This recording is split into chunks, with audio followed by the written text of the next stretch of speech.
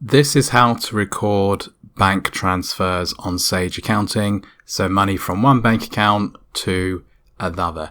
It's really easy, it's really straightforward. Just go to the banking screen, so click on banking.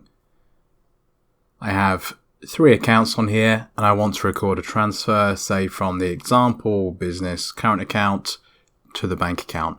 All I do is go to new, click on bank transfer and fill in the details. So from example business current account to the bank account, it was an electronic transfer. The amount transferred was 1,000. You put in the transfer date. Let's say it happened yesterday. You can put in a reference and a description.